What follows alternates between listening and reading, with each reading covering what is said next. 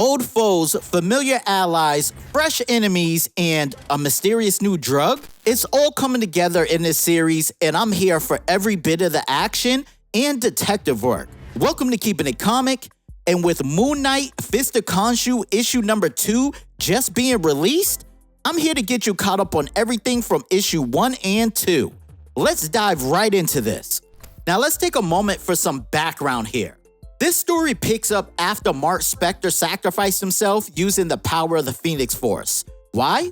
Well, Khonshu was having some bad dreams and decided to steal a bunch of powers from Iron Fist, Doctor Strange, Ghost Rider, and Thor of the Stone Age Avengers. Also, he can kill Mephisto, which, yeah, he succeeded in doing, but then got defeated and thrown into the dungeons of Asgard, in which it took Tigra and Hunter's Moon who discovered this prison and freed Khonshu during the Blood Hunt, leading Khonshu to resurrect Marc Spector. Now, our boy Moon Knight is back and ready to reclaim the streets, and he's not playing around. He pulls up to a club, and the bouncer says, "I can't let you in. There's a dress code." Moon Knight's response? "Impossible. I'm dressed to kill." Next thing you know, the bouncer's flying through the door. Free entry for everyone, I guess. And can I just say, Moon Knight is the only person I know who could walk around fighting evil and still keep his suit looking so fresh. Now, while this is going on, we get a familiar face and a new detective talking about Moon Knight at a diner. This new detective, Frazier, doesn't like Moon Knight being back on the streets. And who does she turn to for info? Ex-detective Flint, who has a past with Moon Knight. But let's get back to Moon Knight, who's now in the club where some masked goons decide they're gonna take matters into their own hands.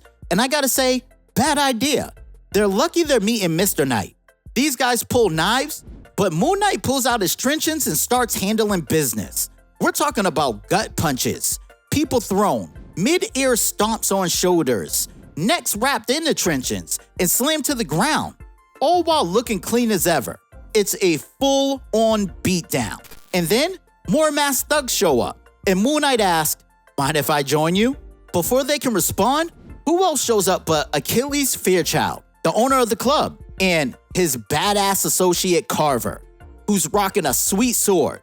Fairchild says, "If I'd known you were coming, I'd put you on the list." But Moon Knight isn't for the small talk. He reaches into his pocket, and these idiots pull guns out like he didn't just wipe the floor with them. What does Moon Knight pull out though?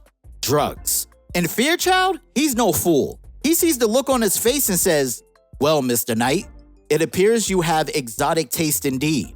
I'm just a simple country boy. But what do we have here?" The drug is called fairy dust, aka glitter. And let me tell you, Moon Knight is not happy about it being sold in his territory. This drug is way more addictive than anything the earthly pharmaceutical companies can cook up. Users get hooked fast, turning them into criminals just to feed their habits. And guess who's the city's one supplier? Fairchild. Now, Fairchild doesn't seem intimidated by Moon Knight at all. In fact, he pushes buttons saying, "Ugly stuff. But I get the feeling you know a thing or two about addiction, Mr. Knight. What's your poison? Drink? Smoke? Women? Powders? Pills?" And Moon Knight, what does he respond with? Violence. But Fairchild doesn't seem fazed and reveals a bit about himself. He was once a boxer and gave up violence, and came from a small farm which led him to the city. But the real kicker is when Moon Knight accuses him of selling the magic-infused drugs, Fairchild doesn't deny it. He simply asks, "So what if I am, Mr. Knight? What are you gonna do about it?" To which Moon Knight replies, "I'll kill you, Fairchild." But Fairchild's got backup in a former Carver, a former Roxxon corporate military special force operative. She's the only survivor of her unit's combat mission into Vanaheim, and that's how she got that sweet blade. As Moon Knight heads out, he warns Fairchild to get out of the glitter business. Meanwhile, this new detective Frazier leaves the diner after failing to get any info on Moon Knight. And who does she get in the car with? None other than Fairchild. Looks like the detective is hooked on the drugs too. Now, Moon Knight's in over his head with this drug, so he reaches out to Tony Stark for help.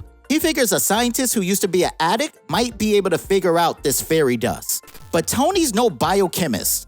He suggests Doctor Strange for the magic side, Reed Richards for the chemistry. But sadly, the chemist he needs is dead. And who is dead, you might ask? Hank Pym. And that's where things get interesting. But I'll get into that a little later. Back on the streets, we got two goons driving like it's Tokyo Drift. They're scared because it's not just one Moon Knight after them, it's two. One of the goons say they're after the glitter, but a mysterious figure in the back says they don't care about the glitter, they're after you. And the mysterious person then says, Moon Knight thinks he can catch you and move up the food chain. He's a psycho. I've tinkered with him before. Everything they say about him is true. Just then, Moon Knight swoops down right in front of the car. And who's with him? It's 8-Ball, flipping the car over with a pool stick. And I love the jokes about 8-Ball being a failed villain. He asks, do you think they're still alive? Moon Knight responds, didn't you used to pull that gag when you were a supervillain? Nobody died then, did they? It's funny how this man changed his whole lifestyle, but still gets ragged on for failing as a villain. And of course, here comes Hunter Moon rocking that awesome costume of his. Then, the mysterious figure calls out to Moon Knight saying, it's been a long time. Moon Knight responds, I don't know who the hell you're supposed to be. I only want Fairchild. Get lost, and you'll dodge a beating. The mysterious figure then says, you wouldn't recognize me, would you? Not dressed like this. Let's get sexy. Let's get weird. And oh man, it's Cubist. And for those who don't remember Cubist, he's faced off with Moon Knight before, and while he's not a major villain, he's still a cool one. Moon Knight warns Hunter Moon about his pheromones, which will mess with your depth perception, balance, and spatial awareness. Then Cubist delivers a message from Fairchild. You force his hand coming after his business like this. Now, he's coming after your business. And just like that, Cubist disappears after getting a few shots in, leaving Moon Knight and Hunter's Moon in the dust. The team gathers to debrief, but the big question still remains. What does Fairchild mean by your business? Even if they stop the supply of glitter, there's no hope for the addicts. Moon Knight tells the team to take the night off, but Tigra stays behind to check on him. She asks if he's okay, and he replies, yeah, I didn't take too bad of a beating. Tigra, knowing Marc well, responds, I know you, Marc. You have butt written all over you. And what's that butt? It seems just before Marc died, Janet Van Dyne and Vic Shade went and asked about Oddball's murderer. But Marc told Tigra it was nothing. But he admitted the truth this time. He says, I told you that because we are about to attack Black Spectra and his mob. Because if you knew what I really saw, you'd be off your game. And I was afraid that would get you killed. And then I died. Iron Man told me there's only one person who can treat glitter addicts. One person who can figure it out, but that he was dead. But he's not dead. That's what I found out that night I went to help Janet and Shade. That's what I should have told you. What I haven't been able to tell you. He's alive. You loved him. You called him your kid's father. Hank Pym is alive. And that's where they leave us. Mind-blowing, right? Hank Pym alive after all this time. If you don't remember, Hank merged and sacrificed himself with Ultron in Rage of Ultron. So I'm curious to how he's still alive. And what's the deal with Cubist showing up again? Is he the only old foe Moon Knight will face? Also, why are they still ragging on 8-Ball? So what do you guys think of this series so far? Drop a comment and let me know your thoughts. If you're new to the channel, subscribe and hit the notification bell. And don't forget to like this video. It really helps with YouTube's algorithm. And until next time, thanks for kicking it with Keeping It Comic.